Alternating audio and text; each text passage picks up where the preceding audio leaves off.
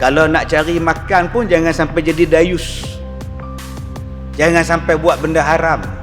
Dan jangan sebut ini kehendak skrip, ini kehendak pengarah, ini kehendak jalan cerita. Jangan sebut. Yang kita nak cakap ialah mana dia kehendak Allah. Nak semayang boleh tanya lagi. Lepas semayang mana? Apa itu macam mana? Okey, alright. Allahu Akbar. Aku juga kena belanja. Dia tak khusyuk dah. Kalau tak jumpa pun tak apa. Hak main ni lagi bagus. Kebetulan isteri tu pula bila berjalan, balancing out, alignment lari lagi tuan. Dia duk tengok macam mana aku boleh menikah dengan orang tua ni. Silap sungguh. Buah yang ada dalam syurga tu buah pisang. Buah yang disebut oleh Allah dalam Quran pisang. Orang kita hari ni tak suka pisang, dia suka pisang.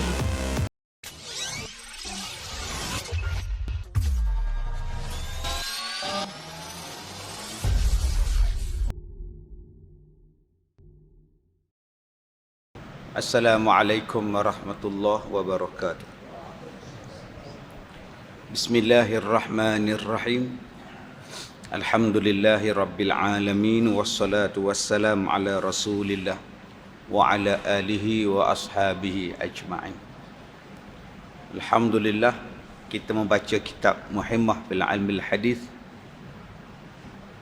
Pada bahagian kitab Al-Mawa'izul Badi'ah, pelajaran yang ketiga. Berkata Allah tabaraka wa ta'ala, hai anak Adam, berpadakan oleh kamu dengan yang sedikit, supaya kayalah engkau, dan tinggikan olehmu dengki supaya senanglah dan tinggalkan olehmu dengki supaya senanglah hatimu, dan jauhkan olehmu akan segala yang haram supaya ikhlaskan akan agama. Baik, sedang hadirin hadirat mudah-mudahan dirahmati Allah. Dalam hadis kudusi ini Allah Subhanahu wa taala berkata kepada kita, hai anak-anak Adam, berpadalah oleh kamu dengan yang sedikit, nescaya kamu akan menjadi orang kaya. Tuan-tuan, berpada ini kita sebut sebagai qanaah. Berpada-pada dengan apa yang ada. Dalam bahasa kita sekarang, memadai dengan apa yang ada. Qanaah maksudnya ialah mencukupi dengan apa yang Allah Ta'ala beri, dan merasa cukup dengan apa yang Allah Ta'ala tidak beri. Meredai dengan apa yang jadi pada kita, maka dia dipanggil sebagai qanaah. Kata Rasulullah dalam hadis kudusi ini, Allah Ta'ala berfirman, kalau kita nak jadi orang kaya, ialah rasa reda, rasa cukup dengan apa yang Allah Ta'ala bagi. Masalah kita sekarang ni tak rasa cukup. Kita duk tengok di tangan orang. Apa yang ada tangan orang kita nak. Akhirnya yang di tangan kita, kita rasa tak seronok. Bawa kereta, dah kereta sendiri. Dah hutang lagi 2 tahun nak habis. Dah duk tengok kereta orang. X50 lah, 60 lah, 70 lah, 100 lah. Lama-lama dia rasa tak seronok dengan kereta dia. Tambah pula kereta tu mati enjin tengah jalan pula, lagi lah tuan-tuan. Isteri pula duk pelekoh dia. Tu lah orang kata tukang X50 duk X sangat. Habis. Padahal minyak habis, salah tak mana kereta tu.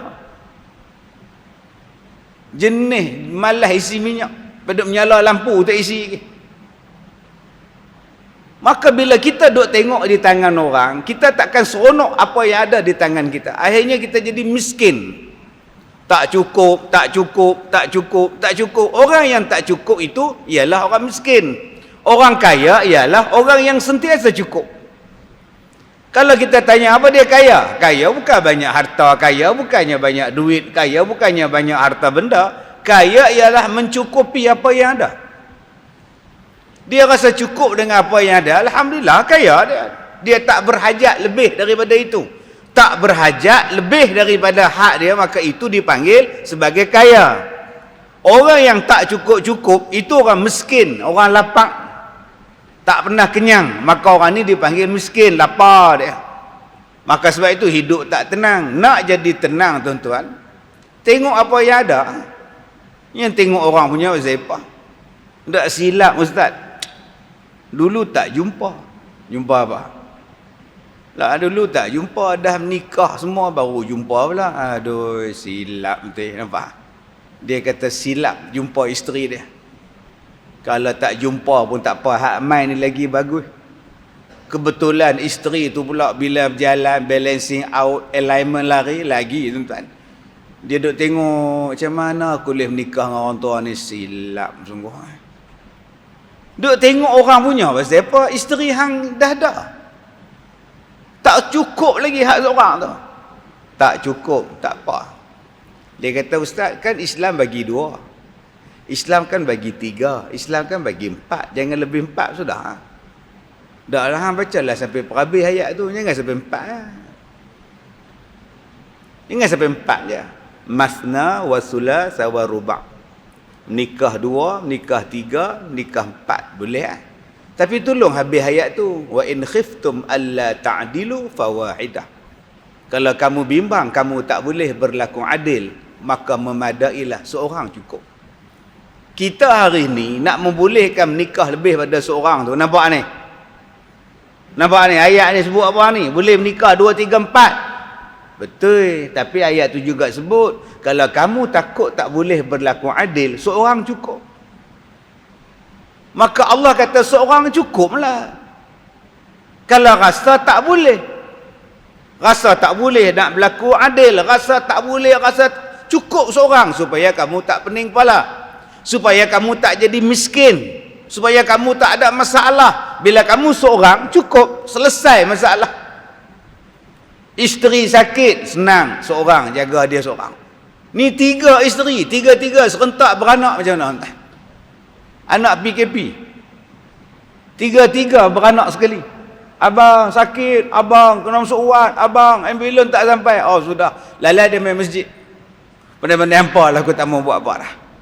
Dia akan jadi susah pada dia. Sebab itu Allah Ta'ala kata, ambil yang mana tak menyusahkan kamu. Kalau rasa kamu tak boleh berlaku adil, maka seorang cukup. Tapi kalau rasa mampu, rasa boleh, dipersilakan. Bukannya haram pula. Baik, kemudian dia kata apa? Yang kedua, tinggalkan olehmu dengki, supaya senang hati kamu. Kenapa kita hari ini susah hati? Susah hati, tak seronok, makan tak lalu. Jawapan dia salah satunya ialah dengki. Selalu makan tak lalu, mandi tak basah ni orang bercinta. Dak ah. Orang bercinta lain tu angau tuan. Ni hak makan tak selera, tidur tak lena, dia mari benci. Jawapan dia dengki. Apa dia dengki? Dengki ialah nak supaya nikmat yang ada pada orang lain hilang. 2, nikmat yang ada pada orang lain tu kalau boleh mai pindah kat dia. Tu makna dengki. 1, nak supaya nikmat yang dapat pada orang lain hilang. Dia nak macam itu. 2, kalau boleh nikmat yang dapat pada orang tu mai kat dia. 2, 3, suka kalau orang hilang nikmat. Tak dapat dekat dia pun tak apa, janji hilang nikmat pada orang. Memadailah. Dikatakan dengki tu bila sebut padan. Mampui bahasa kita. Dengar kata dia depa tak lantik jadi imam, padan. Ha tu dengki. Padan apa? Sebut berhabis lah, padan muka ke apa ke. Dengar cerita dia jatuh tangga, elok. Elok tu pun dengki lah. Nabi suruh sebut, Allah suruh sebut inna lillah. Dia tak suruh sebut elok. Allazina idza asabathum musibah qalu elok. Ada. Qalu pada muka, qalu mampu pi. Ya Allah suruh sebut inna lillahi wa inna ilaihi raji'un. Sebab itu tuan-tuan, Nabi pesan pada kita, kalau kita tengok orang tu ditimpa musibah, jangan cakap pada muka, biar dia rasa mampu pi, eloklah. Musibah tu akan mai kat kita pula. Kalau kita tunjuk kegembiraan musibah tu sampai dekat dia, kegembiraan musibah yang dia dapat kita suka, benda tu akan mai pada kita. Kita pergi kenduri kahwin rumah dia, orang tak ada SOP, 25 orang yang datang. Tu pun catering, anak menakan dia, tok menakan dia. Lah orang tak ada. Lauk tak ni, tak luak apa. Lah, itulah kata, tak ada. Padan muka. Tunggu anak hang nikah tak. Dengan pengantin pun tak mai. Dia jadi tuan-tuan. Setengah orang dia suka lauk habis, lauk tak cukup. Pi kenuri lauk tak cukup. Lauk tak ada. Mana ada? Panggil ramai. Lauk tak ada, bodoh. Padan muka. Tunggulah tuan-tuan. Kita pula buat kenuri, lauk tak cukup. Sebab tu bila jadi sesuatu, jangan sebut apa-apa. Jangan sebut eloklah pada muka, mampu pi biar dia rasa, tepuk tangan. Ye. Tak boleh. Dia suruh sebut perkataan inna lillahi wa inna ilaihi raji'un. Ini semuanya nama dia dengki. Tetapi kalau perasaan dengki itu tak dibuang daripada hati kita, apa akan jadi? Nama dia susah hati. Hati tak jadi tenang. Kadang-kadang saya buat contoh sudah, tuan-tuan, jadi imam sudah. Tadi saya nak datang ni, ada satu imam, ketua imam minta nasihat ustaz macam mana nak bagi tahu. Imam tua tempat kami ni dah tak disambung lagi kontrak. Nak habang lagu mana ustaz? Saya kata lagu rock, lagu apa? Takut imam tu terkecil hati. Bukan kami je yang kuasa, tak mau daripada pergi temu dua baru ni, depa ambil hak ni je. Saya tanya pak saya apa yang depa tak ambil dia? Pak saya umum ustaz oi. Dalam enactment tu 60, dia 73 lah. Saya kata jangan, hampa ni imam muda-muda ni. Siang duduk kerja, malam jadi imam. Tak pun macam mana, dia ni lah yang duduk ganti hampa baca telkin. Tok imam tua ni lah yang duduk ganti hampa tugas. Kadang hampa pergi kursus, dia lah ganti. Kadang-kadang hampa ni balik kampung, orang muda raya nak balik kampung, cuti sekolah bawa anak berjalan. Orang tua ni 73 nak berjalan mana lagi dah. Dia lah yang ganti hampa, apa kena ingat.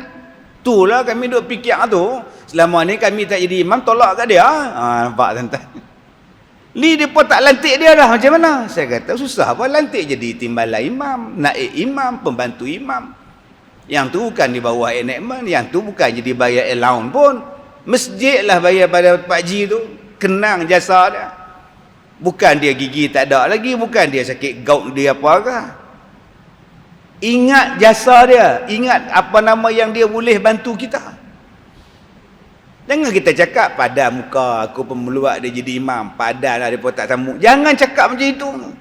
Busuk-busuk, buruk-buruk dia ada juga manfaat untuk dia.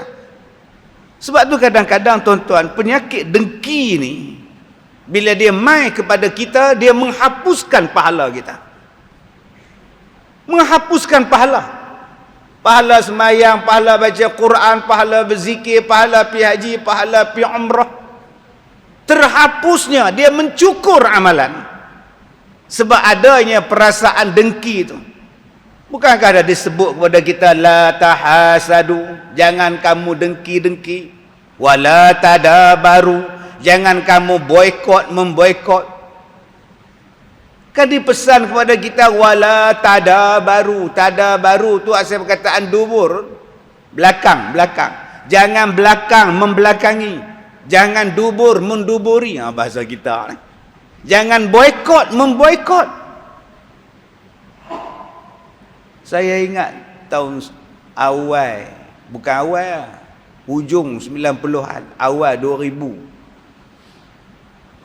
Saya masa tu kena boikot seronok tuan-tuan, tengok orang boikot saya. Saya naik mengajak atas surau, naik tangga tu atas surau, tangga belah sana pula jemaah turun. Saya naik dia pun turun. Punya tak mau mengaji. Boikot. Bila tanya pak saya pun, depa ni semua tak nak mengaji, boikot turun habis ceramah tak mau ni. Depa kata ustaz belah sana. Lepas tu depa belah mana? Depa belah sini. Boikot. Mai tahun 2020 belah sana dengan belah sini muafakat pula. Tak nak boikot pula. Oh, dulu boleh kata kape. Boykot Ustaz Kazim, dia belah sana. Genes songkok tinggi punya. Sekarang apa tak geng pula? Kerja nak boykot orang dalam Quran duk sebut jangan boykot memboykot di antara kamu. Yang akan memboykot itu akan rugikan diri kamu balik. Hari ini jadi sungguh tuan-tuan.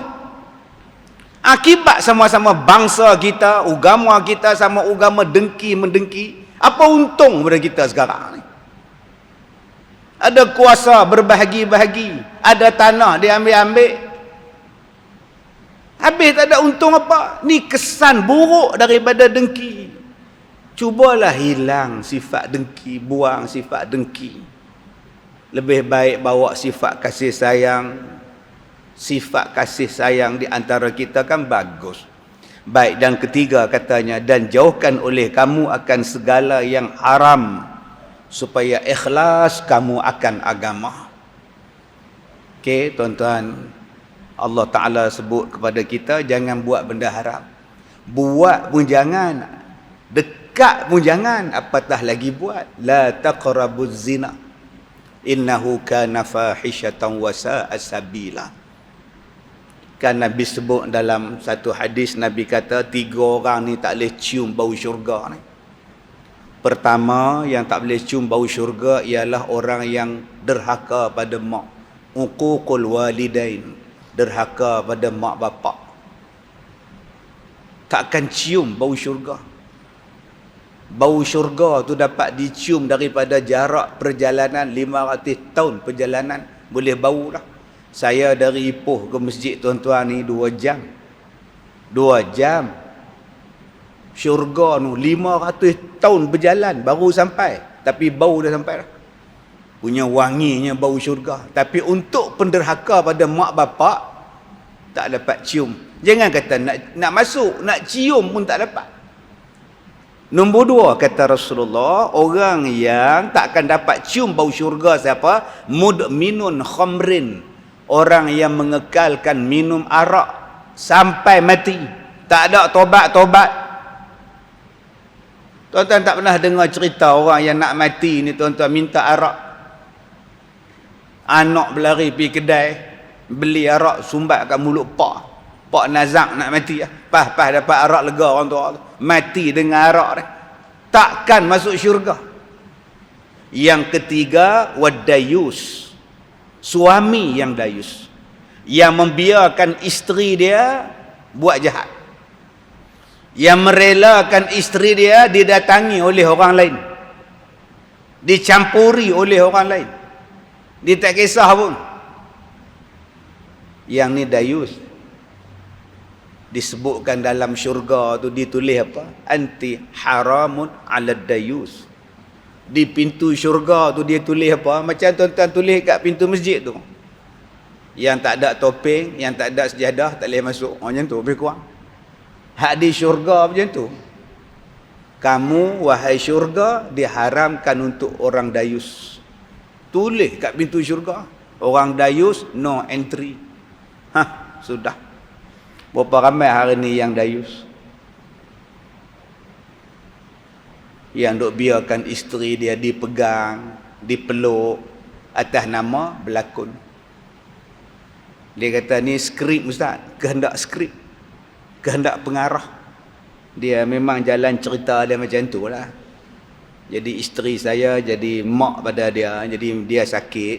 Isteri saya ni sakit lah dalam drama tu. Jadi watak hero ni anak dia lebih kurang main cium dahi mak dia, pegang tangan lah. Biasalah orang sakit takkan nak cium bantai, cium dahi lah ustaz. Kita kena realistik lah. Tak apa, realistik pun realistik lah. Walaupun hang berlakon, tapi dia cium betul. Walaupun kamu berlakon, tapi pegang tu betul. Walaupun cuma berlakon, tapi peluk tu betul. Betul itulah nama dia dayus, sebab kamu redha pada dia. Tak boleh nak taubat, tak boleh nak berhenti. Dah ada orang tanya pula, ada ustaz cakap macam ni, kenapa ustaz tak cakap sendiri dengan artis-artis? Cakap. Dah ustaz cakap di masjid ni pun tak guna ustaz. Sini tak ada siapa artis. Kumpulan Boria pun tak ada sini ustaz. Lagi 2-3 hari saya akan kumpul dengan 50 artis. di satu tempat. Pengarah pun ada, artis pun ada. Saya nak cakap benda-benda ni. Dulu cakap dah, nak buat lagi sekali lagi. Biar kalau nak buat drama pun, drama yang betul-betul Islami. Kalau nak cari makan pun jangan sampai jadi dayus. Jangan sampai buat benda haram. Dan jangan sebut ini kehendak skrip, ini kehendak pengarah, ini kehendak jalan cerita. Jangan sebut. Yang kita nak cakap ialah mana dia kehendak Allah. Sebab disebutkan kepada kita, jangan kamu buat benda yang haram kalau kamu nak ikhlas di dalam agama. Bila kita duk buat benda yang haram ni tuan-tuan, jangan cakap kita boleh ikhlas dalam apa benda sekalipun. Kita yang buat benda haram, kita nak ikhlas apa? Nak ikhlas apa? Kita kaki zina, tiba-tiba kita nak nasihat orang jangan zina. Nak ikhlas apa benda? Hang membuat. Kita kata jangan lawan mak pak, mak hang buang. Hang kata kat aku, apa benda yang kita boleh cakap, akhirnya tak boleh cakap. Sebab apa? Sebab benda tu aku buat. Akhirnya kita diam tak kata apa, diam tak kata apa. Tuan-tuan ingat, orang baik-baik tak buang mak bapak. Saya satu mak telefon saya, ustaz baru ni datang masjid kami ya. Di mana tu kak? Saya kata ada. Ni kak nak cakap sikit lah. Ustaz kenal ke tu imam tu? Kenal gitu lah. Dia jadi imam tu minum makan sekali lah. Nak abang sikit lah. Dia dah 2 bulan tak balik rumah.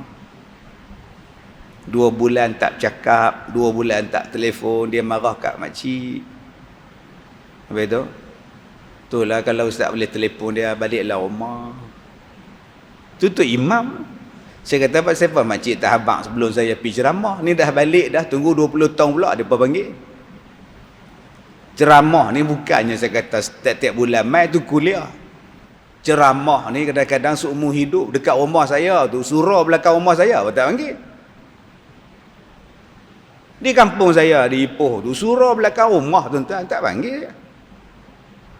Hak panggil tu, surau belik gunung. Pergi naik terbang, nak pergi ceramah, susah bayar tuan. Yang tu panggil. Hak dekat rumah tak panggil, saya kata. Patutnya kak telefon saya, bagi tahu sebelum saya pergi ceramah. Bolehlah saya selit-selit. Ni saja-saja nak telefon dia, tak, saya kata, kak, itulah kata orang kita. Orang kita ni di belakang ni mesti sebut kata. Itulah kata tu, kata. Lu kata apa? Tak terkata apa. Kita ni habis di belakang tu mesti sebut. Itulah kata. Jadi tu imam tapi itulah kata. Habis kata tu. Tak terkata-kata makcik. Sebab itu tuan-tuan, kadang-kadang apa yang kita ada ni ujian untuk kita. Nak tengok setakat mana kita boleh buat dengan apa yang kita cakap. Kadang-kadang apa yang kita cakap, kita buat. Kadang-kadang kita cakap saja tapi tak buat. Kadang-kadang tuan-tuan tak mampu nak cakap. Pasal aku yang buat benda tu. Tak mampu. Tu yang dia diam. Pasal apa? Pasal dia yang buat. Dia nak menegur tak boleh. Dia nak menasihati tak boleh. Dia nak larang orang buat tak boleh. Dia nak sentuh bercakap pun tak boleh. Pasal apa? Pasal dia yang buat. Dia yang kaki rasuah. Macam mana dia nak ajak orang supaya jangan rasuah? Hang pun teruk. Sebab tu kalau nak jadi betul-betul boleh nasihat orang, boleh betul-betul ajak orang, jaga diri kamu. Jangan buat benda dosa. Jangan buat benda haram. Dulu saya ceramah ni tuan-tuan guna CD. Satu Malaysia, Singapura, Brunei jual CD. Dulu, lepas tu baru masuk televisyen. Setiap bulan keluar 3 tajuk, 4 tajuk. Yang saya tak boleh lupa tuan-tuan. Ada satu anak perempuan, dia kata, ustaz ni, ustaz mengajak dekat ni sebulan sekali ke? Saya kata dia, alhamdulillah, ni mak pesan dia. Mak nak kata apa? Kami baru ni beli CD ustaz. Ni nak abang lah. Abang saya ada dalam CD ustaz tu. Dalam kameraman duk ambil gambar tu. Mok perasan tu abang. Oh iya ke? Bukan senang datang masuk CD ni. Tak, bukan masalah senang ustaz. Masalah dia abang kami ni dah bertahun tak balik rumah. Tapi tengok dengan pakai serban, pakai jubah tu kemas sangat ustaz. Dia kecil hati mak saya ni tegur isteri dia, menantu lah. Dia tegur, mak tegur, isteri ni tak balik dah, suami pun tak balik, laki bini pun tak balik. Abang saya ni ustaz, dia buang kami terus di kampung ni. Bukan sebulan ustaz, bukan berbulan-bulan, bertahun. Allah. Jadi ustaz, boleh tak mak minta tolong? Ustaz tolonglah bisik-bisik, tengok-tengoklah mak di kampung. Kami nak kontak dia, tak tahu nombor apa pun tak tahu dah ustaz. Aduh, subhanallah. Macam-macam tuan-tuan.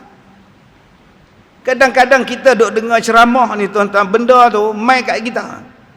Apa yang ustaz tu cakap, apa yang penceramah tu cakap, dia mai kat kita. Bagi orang yang lapang hati dia ingat itu sebagai nasihat untuk dia berubah. Bagi orang yang busuk hati, dia akan cakap apa? Celakanya ustaz. Kan nak mengajak mengata ke orang. Nombor 3, apa yang dia akan fikir? Ni mesti ada orang suruh cakap ni. Tidak mana dia tahu. Haji Dolah ni nampak. Tak pasal-pasal Haji Dolah kena entah. Dia mula tuduh dah. Orang ni telefon ustaz, orang ni suruh ustaz cakap, orang ni suruh ustaz sentuh sikit. Dan memang ada pun AJK suruh taruh. Ustaz taruh si ustaz bagi punya ustaz. Ada juga. Ustaz pun bodoh, dia pergi taruh je. Ustaz yang kena hak itu balik gitu. Jadi sebab itu yang tuan-tuan yang saya hormati. Kalau nak jadi orang yang betul-betul ikhlas, jangan buat benda yang haram. Anak akan hormat pada kita, isteri akan hormat pada kita, orang akan hormat pada kita sebab orang tahu kita tak buat. Tapi kalau kita buat benda haram, kita nak tegur isteri kita, isteri akan cakap, abang serupa kata kau orang. Diam. Jadi kita buat. Cuba kita tak buat, isteri akan taat pada kita. Suami akan taat pada kita. Sebab kita tak buat benda haram. Jadi kalau nak selamat tuan-tuan, jangan langsung buat benda yang haram ni. InsyaAllah mudah-mudahan Allah jaga kita. Baik, dan barang siapa ia meninggalkan mengumpat-ngumpat akan seseorang, nescaya zahirlah kasih kepada dia. Apa dia mengumpat? Bahasa paling senang, mengata ke orang. Apa dia mengumpat? Bercakap tentang orang lain mengenai sesuatu perkara yang orang lain tu tak suka. Sama ada di belakang dia ke, macam mana ke, dia tak suka. Ustaz, kalau kita ngumpat depan-depan ustaz, kalaulah di belakang tu pun dia tak suka, apatah lagi di depan. Kalaulah di belakang tu pun dibenci, di depan macam mana pula? Ni ustaz, dia depan dia ustaz. Ya, apa dia yang kata kat dia? Nama dia Ridwan. Habis tu saya panggil dia Wan Lembu. Dia suka tak dengan Wan Lembu? Oi, Wan Lembu. Dia suka tak hang panggil dia Wan Lembu? Dia memang tak suka. Kalau gitu ngumpatlah. Apatah lagi kalau di belakang. Sebab itu tuan-tuan, kadang-kadang kita ni faham mengumpat ni kadang-kadang hanya melibatkan benda di belakang. Tapi dia tak faham, kadang-kadang apa yang kita kata depan-depan itu menjatuhkan maruah dia, menjatuhkan aib dia, membukakan aib dia. Itu juga boleh dikategorikan sebagai ngumpat. Ini tak apa ustaz, kita kalau cakap direct, okey, kalau kau nak cakap direct dia, berdua sudah, pergi cakap berdua. Ni Abang Haji, saya nak tegur sikit lah. Apa salah saya? Taklah salah, tapi tak cantik lah apa yang Abang Haji buat tadi. Apa dia? Tak, kami tak ada habis makan lagi, kita tak ada habis makan lagi. Yang Abang Haji pergi ambil plastik, ambil tapawai, pergi cedok lawak balik tu pasal apa? Malu lah DO tengok, timbalan DO tengok. Jadi Abang Haji kalau boleh jangan buat. Sudah lah. Jangan pergi balon depan-depan DO, ADO semua dia balon. Hoi, orang tengah makan awak yang bodoh orang tak boleh ambil ni. Oh. Orang tak ada makan habis lagi, habis ke bulok sangat ke lapak sangat hang ni. Jatuh maruah dia tuan-tuan. Jatuh maruah dia depan-depan ni. Tak pun pergi tepuk bau belakang pelan-pelan dia pergi bawa. Ustaz kalau macam ni ke restoran saya, depa pula pergi buat FB live dalam restoran saya ustaz. Macam mana cerita ustaz? Ni tak ada kena-mengena dengan mana-mana ustaz ni. Tak boleh buat nak FB live nak, tak boleh buat nak. Tu dia bergema satu negeri tuan. Bukan kata satu restoran dah. Satu negeri ni. Sebab tu saya katakan tadi. Boleh tak orang putih panggil slow talk? Tuan-tuan ni panggil slow talk. Yang masuk rumah orang buat elok-elok, yang tuan rumah tu pun buat elok-elok, kan cantik. Ni mai serbu rumah orang buat je rumah dia. Ni tak cantik lah. Sebab itu bila kita sebut mengumpat, bukan setakat di belakang dia. Kadang-kadang mengumpat ni boleh jadi di hadapan dia. Kata direct dekat dia. Ya, benda yang dia tak suka. Tapi ustaz, yang kami cakap tu benda betul. Saya kata benda hak betul lah ngumpat. Kalau benda tu tak betul, nama dia fitnah. Benda betul tu nama dia ngumpat. Benda yang tak betul, nama dia fitnah. Jadi tak usahlah kita ngumpat pada dia. Diam sudah, dah tahu perangai dia. Tuan-tuan pernah jumpa ada orang yang perangai dia ada plastik dalam poket ni. Ada program apa pun kerja dia, tapau awak balik. Tak dan habis lagi program, dia awak balik. Tuan-tuan pernah jumpa ada orang jenis tu. Sampai kalau dia mari satu majlis, semua orang tengok dia. Mai lah, oi, jaga mai. Jadi kalau kita tahu bahawa dia ni memang jenis tapau lauk, tapau kuih kari pap, bihun goreng, pi kenuri mana pun dia jenis ciduk lauk punya, kita dah buat dah. Ambil satu tapawai, tu satu tapawai mahal pula, orang kita sebut tapawai sensitif. Oh, ambil satu bekas kat dia, bagi kat dia. Dah tahu dah perangai dia macam tu. Supaya orang tak mengata pada dia, supaya orang tak benci pada dia. Bila kita tahu dah perangai dia macam tu, memang jenis dalam beg ni ada bekas dia, dalam beg dia galah tu plastik merah ada, plastik hijau ada, plastik maidin ada tuan-tuan dalam tu. Kalau kita dah tahu dah dia tu memang kaki cilok punya, bagus punya cilok, jatan kuasa ambil siap-siap bihun, buh kat dia, dah mat, dah pergi balik. Dah. Supaya aib dia, dan bukan setakat aib dia, terpelihara aib kita. Sebab kadang-kadang bila kita jadi kasar, kita tolak dia, kita maki dia, kita kutuk dia, kita halau dia, bukan aib dia, aib kita pula.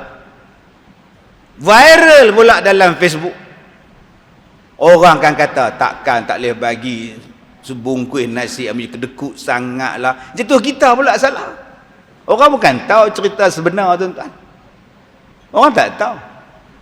Kita duk kata bagilah orang perempuan tu dia nak duit minta bagilah. Rupa-rupanya dia duk pau duit orang, dia ni penagih dadah. Satu makcik kalau tuan-tuan tengok dalam viral YouTube, main duk ketuk cermin Allah kesiannya. Yang saya seronoknya dalam banyak-banyak komen tu dia sebut, Ustaz Kazim pi mana? Lah. Ustaz Kazim buat apa? Saya juga yang kena tuan-tuan. Saya duk baca lah pasal saya kenal yang buat Allah tu. Ni sekolah Ustaz Kazim tak tolong api. Ustaz Kazim ni apa ceramah pandai. Hang tahu tak siapa perempuan ni? Jangan main belasah bantai ketua kampung, hang tiba je kiki kampung. Siasat dulu orang ni siapa, apa yang kita dah bantu. Tapi masyarakat sekarang mana ada siasat? Dia hanya nampak saja, nampak ni depa ni apalah. Tengok dulu dia ni dapat bantuan apa, rumah bagi ke tidak, dia ni ada penyakit apa sejarah dia. Tapi sekarang ini sifat tabayyun, fatabayyanu tu tak ada. Yang kita nampak ialah apa yang kita tengok, maka apa yang kita tengok, maka itulah yang apa yang kita komen. maka kita tak sedar dalam komen itu tuan-tuan, kita jatuh ngumpat pada orang. Padahal kita tak tahu cerita sebenar dia. Tetapi cara kita komen, macam kita tengok, macam kita tahu segala-galanya. Sebab itu disebutkan kepada kita, tolong jangan ngumpat. Bila kamu ngumpat, hilang kasih sayang. Kalau kita ngata pada orang, tuan-tuan, memang tengok dia kita tak suka. Kita duk dengar orang ngumpat dia azan. Dia azan, Allahu Akbar, Allahu Akbar. Orang kata kat dia, apa ada, bersepak. Kita jumpa dia ambil wuduk lepas dia azan tu, dia pergi ambil wuduk terkentut dengan mak tengah bang, dia pergi ambil wuduk pula. Kita duduk sebelah dia pun tak seronok. Dia ni duduk bang. Pasal mulut jahat. Pasal mulut mengata ke orang. Sebab tu Allah pesan pada kita, jangan marah orang. Wala tabaghadu. Jangan ngumpat. Baik, yang ketiga pelajaran kita. Dan barang siapa yang sedikit perkataannya, nescaya sempurnalah akalnya. Nabi SAW sebut, man kana yu'minu billahi wal yaumil akhir falyakul khairan aw liyasmut. Sesiapa yang beriman pada Allah dan sesiapa yang beriman pada hari kiamat, hendaklah dia bercakap benda yang baik. Dan kalau dia tak ada benda baik yang nak dicakapkan, diam sudah cukup. Selamat bagi dia. Rupa-rupanya tuan-tuan, mulut ni panjang cerita dia. Cuba tuan-tuan tengok, Allah Ta'ala jadikan mata dua, telinga dua, lubang hidung pun dua, mai ke mulut satu. Apa maksud? Dengar biar banyak-banyak pun tak apa, tengok biar banyak pun tak apa, tapi mai tam cakap satu cukup. Jangan cakap banyak. Kita hari ni malas dengar.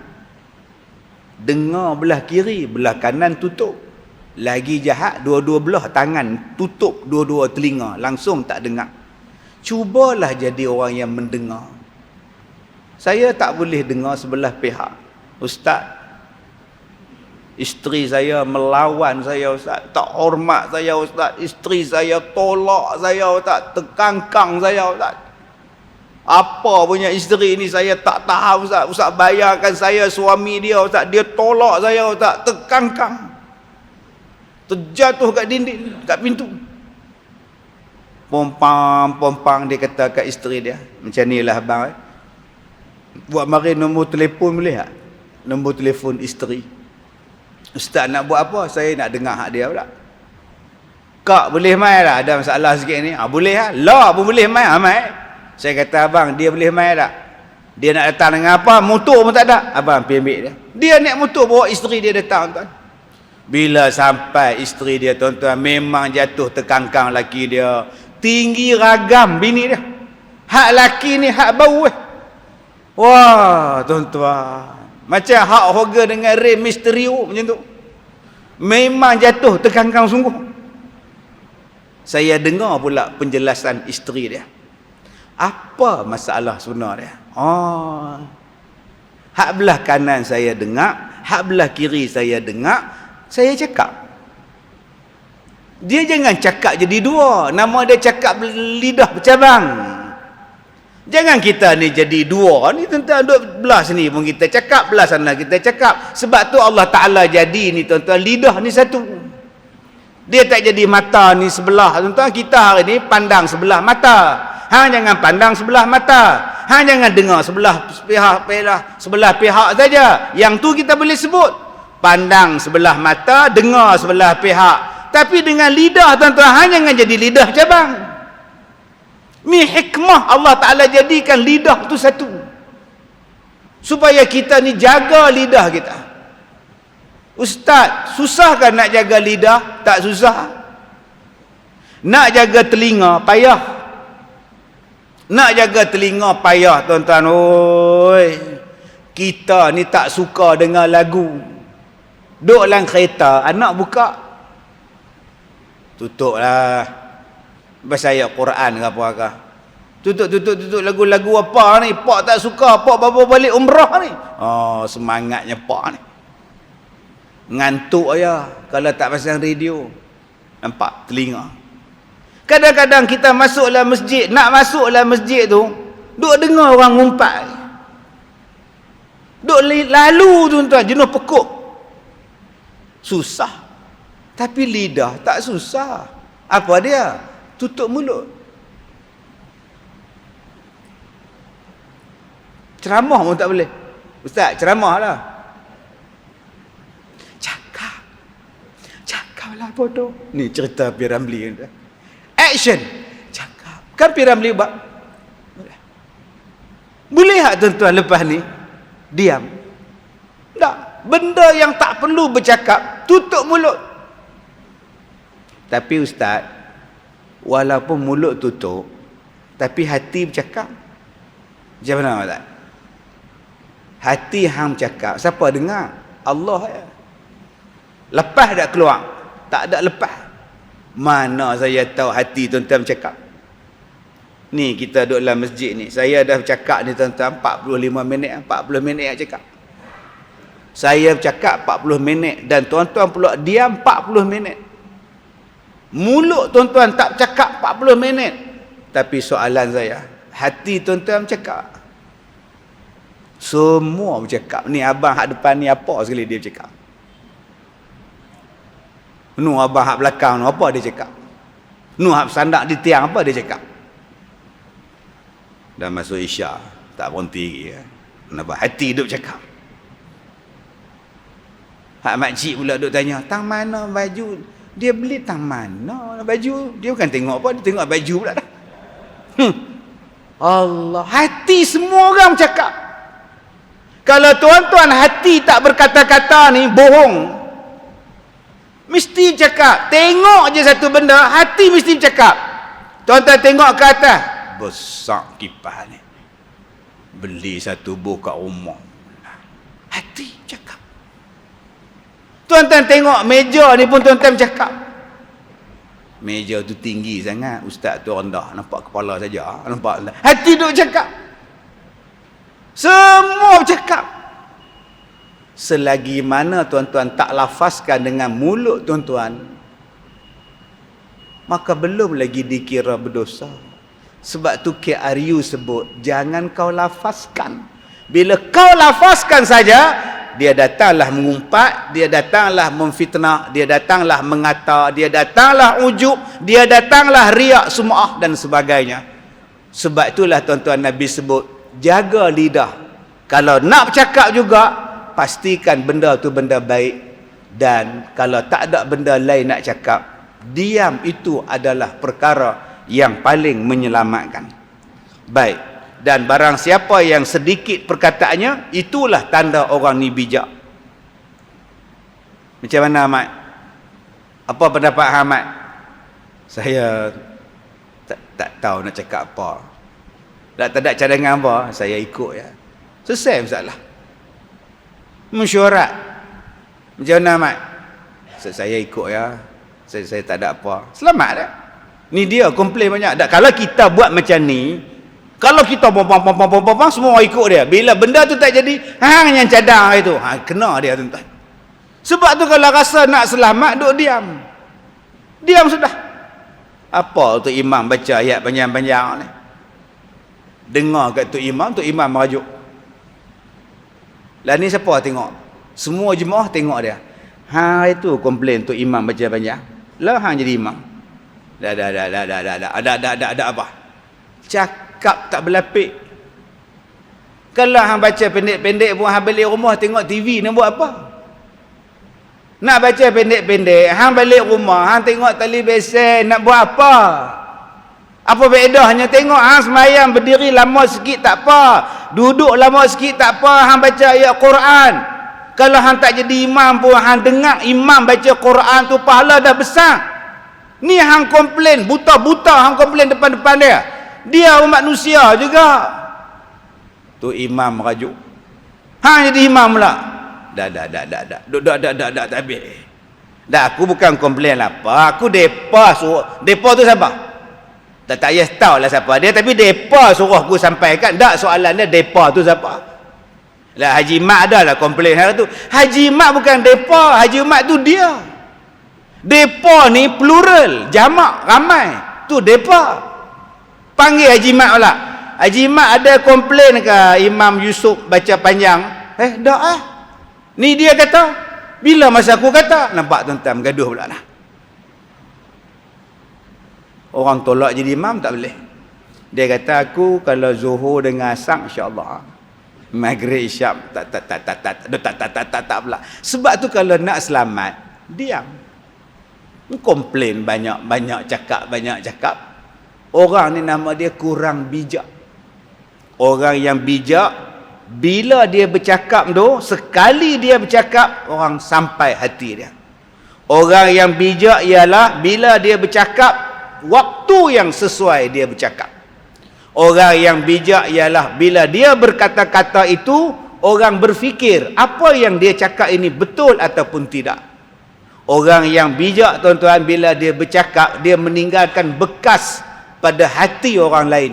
Sebab apa yang dia cakap itu terbit daripada hati, dan insya-Allah dia akan jatuh pada hati orang lain balik. Baik, dan yang terakhirnya, dan barang siapa redha ia dengan barang yang sedikit, maka sesungguhnya percayalah ia akan Allah Ta'ala. Tuan-tuan yang saya hormati, dalam dunia ni, di antara benda yang kita minta ialah banyak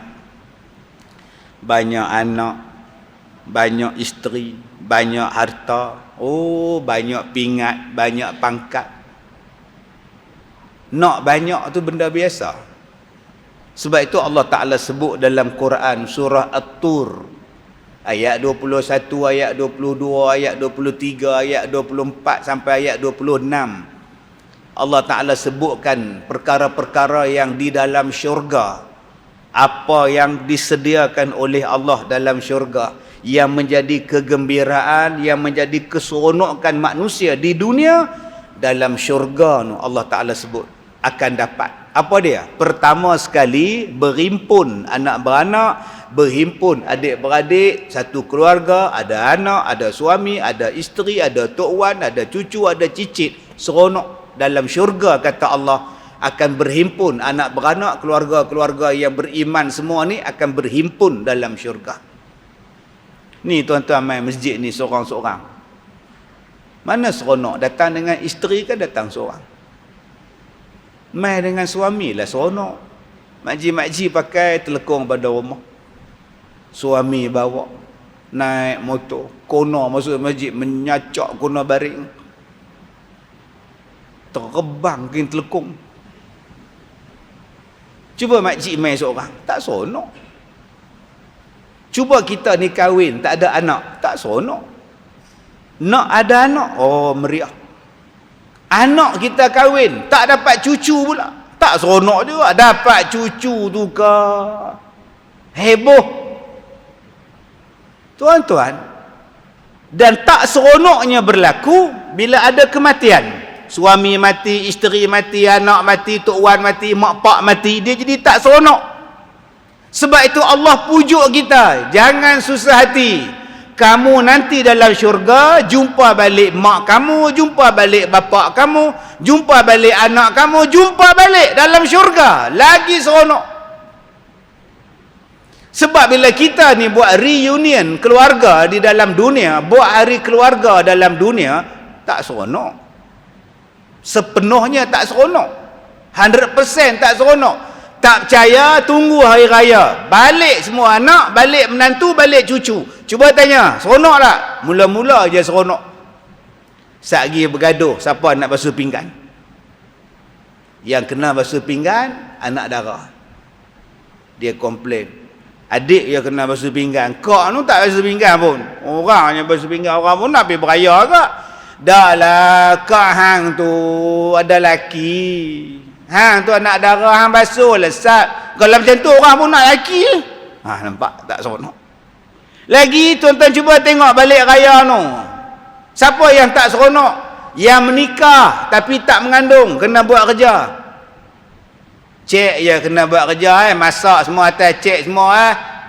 Kak Long tak tengok apa pun mak. Kak Long hang mengandung. Nampak? Selamat yang mengandung. Kalau itu cik nak mengandung tak? Nampak? Mai tahun depan pula, cik je kena basuh pinggan. Pi kedai semua cik tu. Kak Long tak pi pun, tak buat apa pun. Dia tu duduk belah anak dia. Anak kuat teriak, duduk meragam. Padahal dengan Kak Long tu pun, anak tu diam, usaha pi cubit bagi teriak. Supaya tak buat kerja, tuan-tuan. Ni hak hari keluarga dalam dunia ni, bergaduh pasal politik. Dulu tahun 70-an, balik kampung naik bah. Tak ada gaduh-gaduh pasal politik. Hari ni tahun 2020-an, balik kampung masing-masing bawa kereta, dekat cermin kereta tu, macam-macam logo politik ada. Mai anak sulung, bunga. Mai anak ni pula piramid pula. Mai hak ni pula mata satu pula. Mai hak ni kerih tak ada sarung pula. Mai hak ni peneda pula. 5 anak, 5 parti bergaduh. Pompang.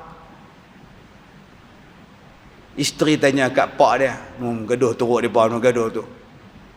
Abang belah mana pula? Aku pergi ke bulan naik roket nak pulang. Jadi bergaduh. Sebab tu kata Allah, tenang-tenang. Nanti dalam syurga hampa jumpa balik anak beranak hampa penuh dengan kenikmatan.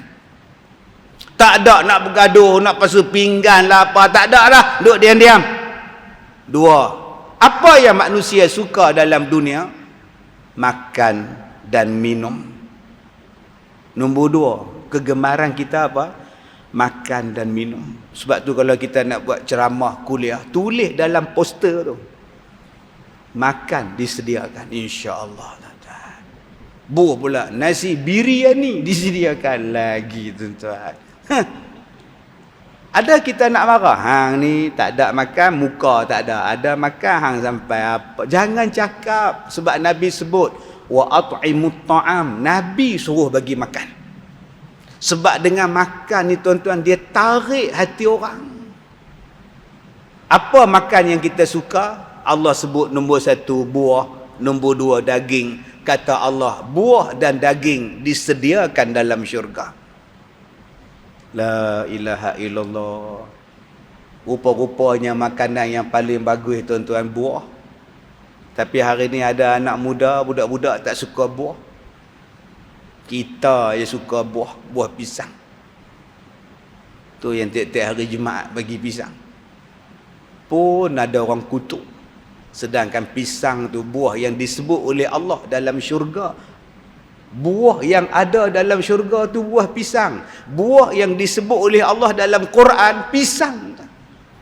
Orang kita hari ni tak suka pisang, dia suka pisang.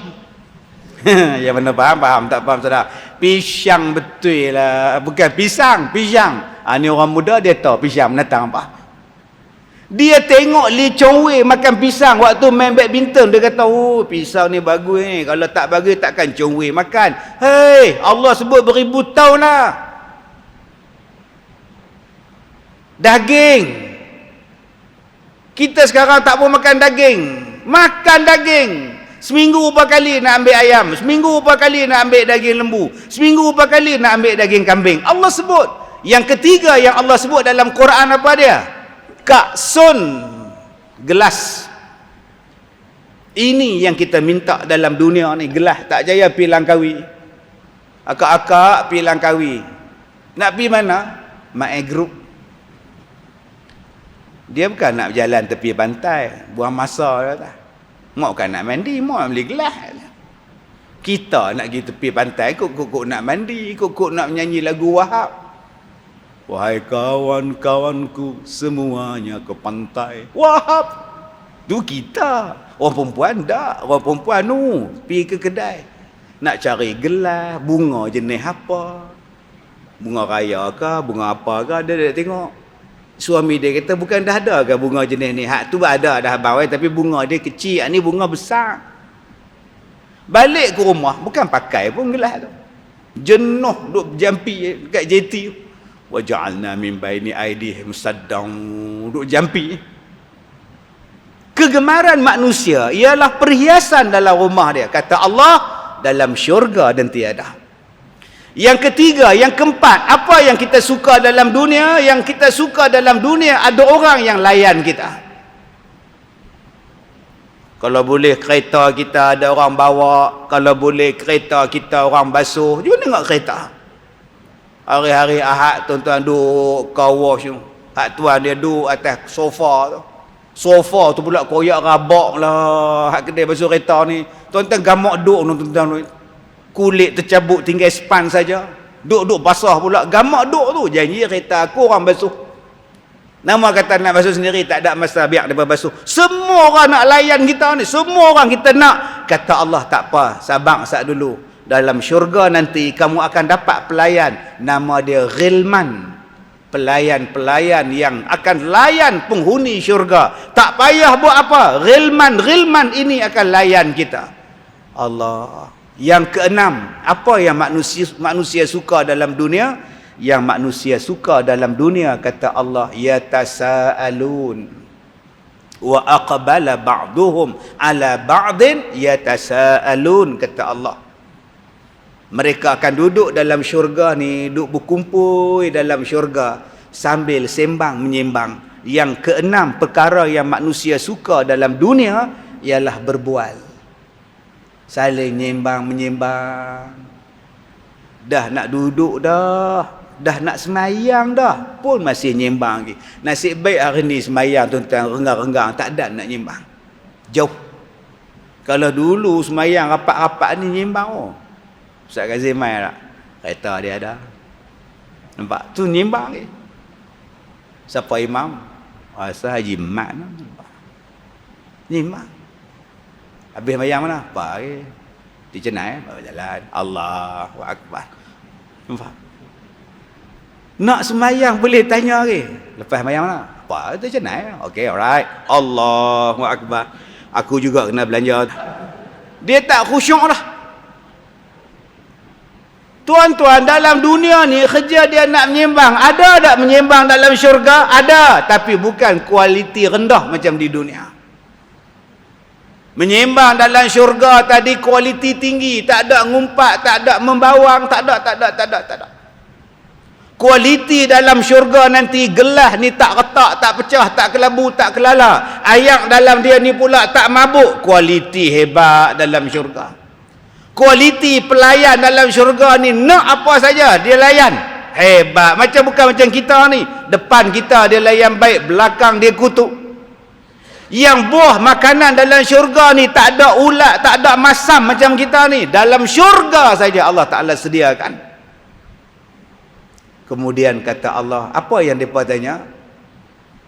Mereka tanya pada orang hak masuk dalam syurga ni, dengan tok wan, dengan mak, dengan anak, dengan cucu cicit ni, yang mari bertandang di istana mereka tu, dia main tanya, ni nak tanya sikit lah, apa rahsia yang hampa buat boleh duduk berkumpul ramai-ramai anak beranak dalam syurga ni? Seronoknya tok wan ada, tok ngah ada, cucu ada, anak. Apa amalan di dunia dulu yang hampa buat sampai boleh masuk syurga? Jawab mereka, kami dulu dalam dunia, kami adalah golongan musyfiqin. Apa dia musyfiqin? Golongan yang sentiasa berjaga-jaga pada anak-anak kami, keturunan kami, jangan buat benda dosa. Anak kami nak buat apa pun kami tengok, nak makan apa pun kami tengok, nak buat apa pun kami kata jangan buat benda haram. Kami jaga sungguh keluarga kami, baik isteri kami, baik suami kami, anak-anak kami ni jadi baik belaka. Mereka tak buat benda haram. Maka benda itu dipanggil musyfiqin. Akibatnya dikumpulkan balik dalam syurga kami anak beranak.